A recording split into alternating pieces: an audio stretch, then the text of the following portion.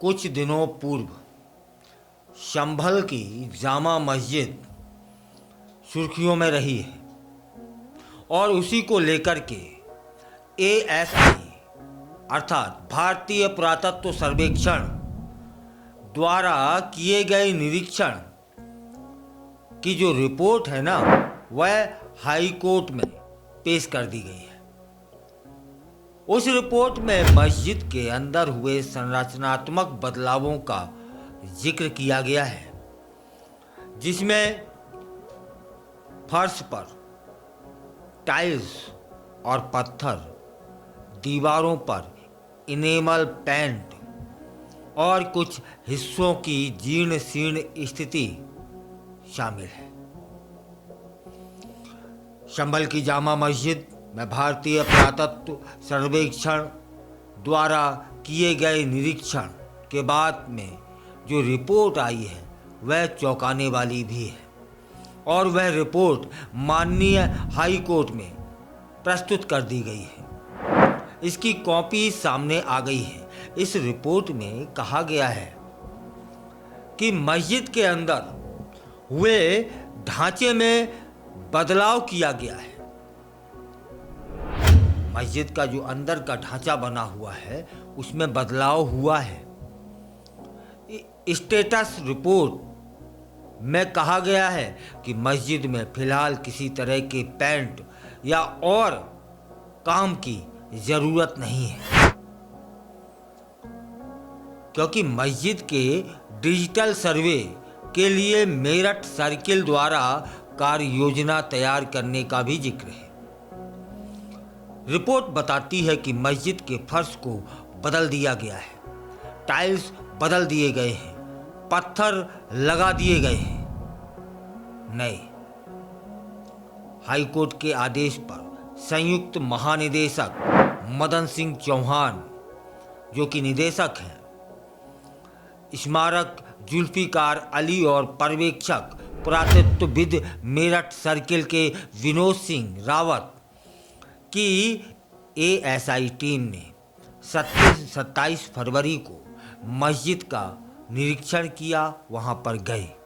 उस दौरान मस्जिद की देखरेख करने वालों की मौजूदगी में मस्जिद का निरीक्षण हुआ था।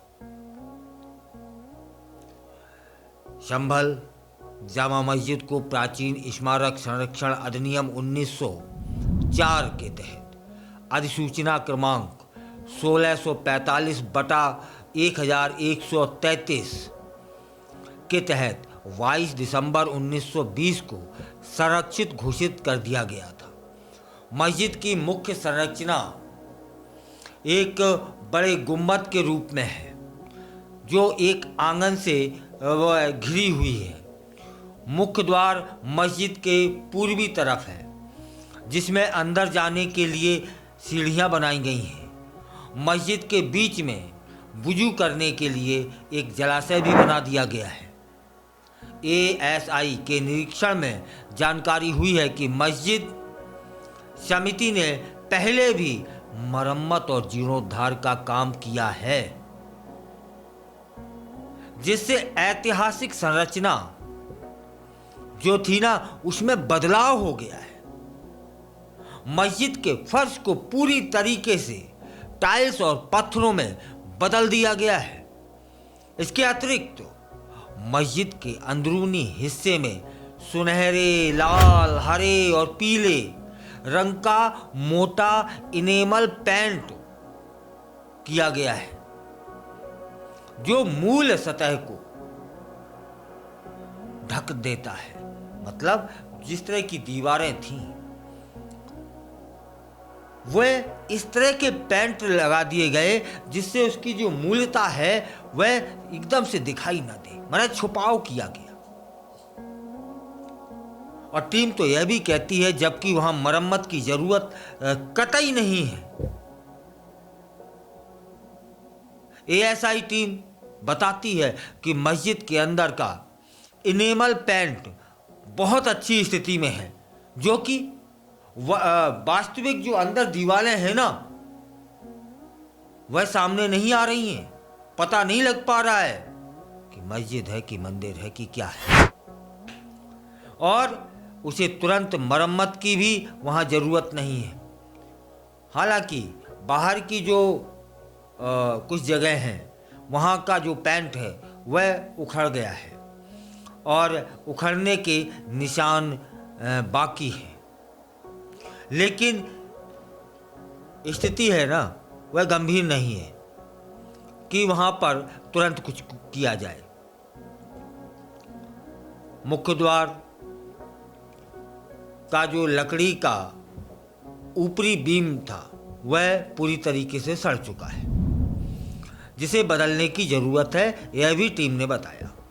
मस्जिद के पश्चिम और उत्तर दिशा में छोटे कक्ष बने हुए हैं जिनका इस्तेमाल स्टोर के रूप में किया जा रहा है। वहाँ जीर्ण शीर्ण हालत में वे पहुँच चुके हैं।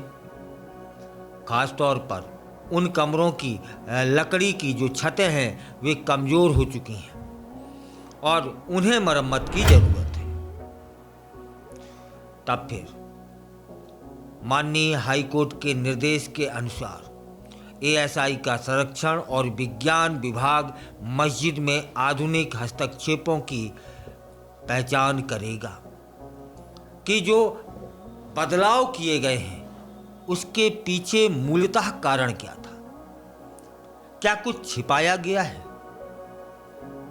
क्या कुछ दुबकाया गया है, और इसे उसके मूल स्वरूप में लाने के लिए भी जरूरी कदम उठाने होंगे, तब तो ना पता चलेगा।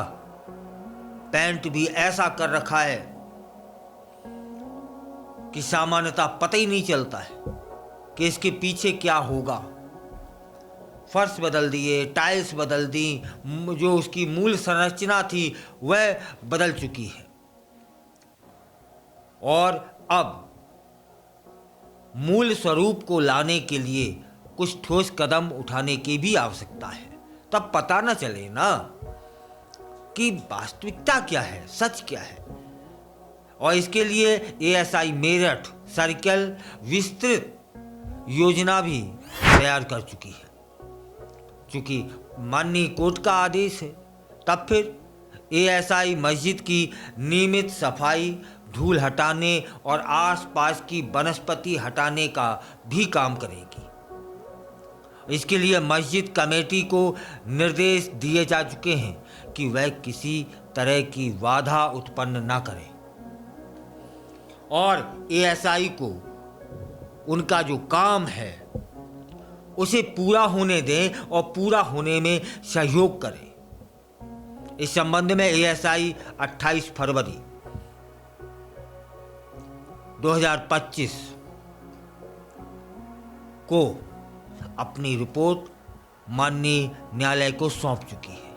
अब माननीय न्यायालय क्या दिशा निर्देश देता है यह देखने की बात होगी। और इस रिपोर्ट में जो अभी तक सामने आया है वह इतना ही आ पाया है कि मस्जिद या दीवारों की जो मूल संरचना थी उसमें बदलाव किए गए हैं। बदलाव के पीछे के कारण क्या हैं वे अभी तक स्पष्ट नहीं हो पाए हैं। बदलाव किए किसने हैं, किन उद्देश्यों को लिए किए हैं, क्या छुपाया है और क्या बनाया है, यह भी अभी स्पष्ट नहीं है। हो सकता है कि उस रिपोर्ट में हो जो अभी बाहर नहीं आई है। फिलहाल यह तो स्पष्ट हो चुका है कि जामा मस्जिद के अंदर उसके मूल स्वरूप को बदला गया है। टाइल्स लगा दिए गए हैं, पत्थर लगा दिए गए हैं अलग से, जिससे उसकी मूल संरचना दिखाई ना दे। अब माननीय न्यायालय क्या निर्देश देता है इसका हम सभी को बेसब्री से इंतजार रहेगा, क्योंकि जामा मस्जिद को लेकर विवाद है और उस विवाद से स्थिति भी असामान्य हो जाती है। वो असामान्य स्थिति न हो पाए, पूरी स्पष्टता आ जाए कि वास्तव में वास्तविकता क्या है, यह जानना दोनों पक्ष को जरूरी है। वास्तविकता से जब हम वाकिफ हो जाएंगे ना, तो फिर ये असामान्य स्थिति कभी कभी जो बन जाती है ना, वह न बनेगी। अब फिर माननीय न्यायालय क्या निर्देश देता है? फिलहाल ASI टीम पूरी तरीके से योजना बना चुकी है कि अब तो टीम उसे वहाँ झाड़ू भी लगाएगी, मतलब साफ सफाई टीम को करना है, देख रेख टीम को करना है। अब इंतज़ार इसी बात का है, उम्मीद भी इसी बात की है कि जो मस्जिद की जो कमेटी है वह टीम को सहायता देगी, सहयोग देगी।